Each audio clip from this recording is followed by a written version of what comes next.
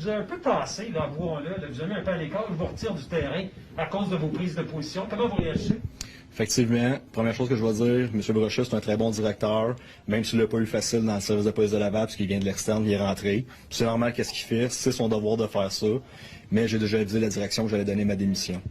Donc, ces mesures-là, pour me faire taire, pour contrôler un agent de la paix, un policier, ne fonctionnent plus envers moi. Donc, attendez, là, vous êtes en train de sacrifier, vous dites, moi c'est fini comme policier, parce que vous voulez devenir, je sais pas, conspirationniste à temps plein, là. Vous allez me dire que c'est exagéré, mon expression, là? effectivement, M. Poirier, c'est exagéré. Je suis pas conspirationniste à temps plein. J'ai des commerces. J'ai bâti des parapluies alentour de ma décision. Et pourquoi que mes collègues ne peuvent pas le faire? C'est qu'ils n'ont pas financièrement la possibilité de quitter une fonction comme policier. Et je dis présentement au Québec, à tout le monde, qu'il y a une mascarade qui se passe en ce moment. Dans les postes de police, les masques, on les porte quand la direction est là, ou pour cacher nos barbes, parce qu'on n'a plus le droit de garder nos barbes, pour des N95. Puis là, c'est la frénésie, là, si j'ai des poils de barbe dans le visage. C'est rendu ridicule, parce que les policiers sur le terrain, là, ils voient des personnes décédées tous les jours, ils voient des pendus, ils voient des accidents de la route, puis tu viens me déranger dans mon travail d'honnête policier, parce que j'ai une barbe dans le visage. Stand-by. Ajuste la réalité. Okay, mais vous croyez-vous au masque? Vous croyez-vous aux effets du masque? Non. Je le crois pas, je le fais parce que c'est ça le règlement. OK, et la pandémie. Vous êtes allé dans des hôpitaux, j'ai lu vos publications. Vous dites que les urgences sont vides. Oui. Et vous dites que la pandémie, par la bande, ça n'existe pas. Ça, vous le confirmez? Je confirme de ce que j'ai vu de mes yeux. Ce sont des faits que je suis capable de relater, que les urgences ne sont pas débordées. J'ai parlé à plusieurs infirmières qui ne peuvent pas parler parce qu'ils vont perdre leur emploi. Il y a 5, 6 cas par hôpital. Ça vous fait dire quoi, ça? Sur la pandémie, ça vous fait dire quoi, ça? Moi, ça me fait dire qu'il faut arrêter cette mascarade-là. Je laisse ma carrière de 12 ans de policier, 100 000 par année, un fonds de pension, mes avantages sociaux, parce que je dis à M. Legault, non, ça suffit.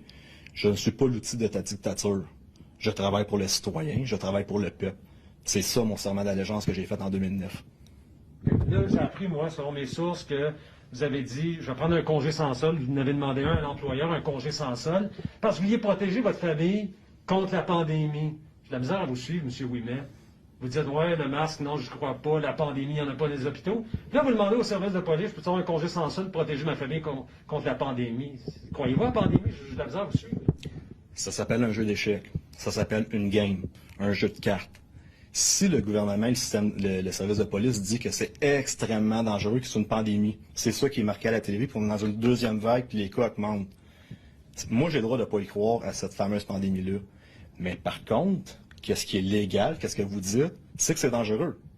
Je vis avec des personnes âgées, 86 ans, hypothéquées pour sa santé, problèmes d'eau au poumon, difficultés respiratoires, oxygène 24 sur 24.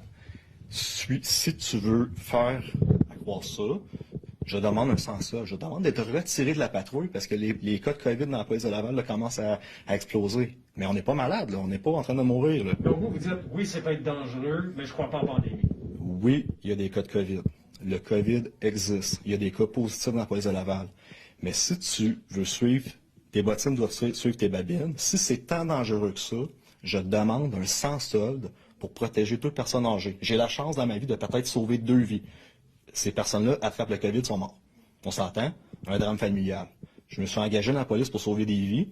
Je réclame un sans-solde. Et tu ne fais rien. Dangereux ou pas dangereux? Parce que si je l'attrape et je l'emmène dans la maison, j'ai la possibilité de tuer des gens. Et tu n'agis pas.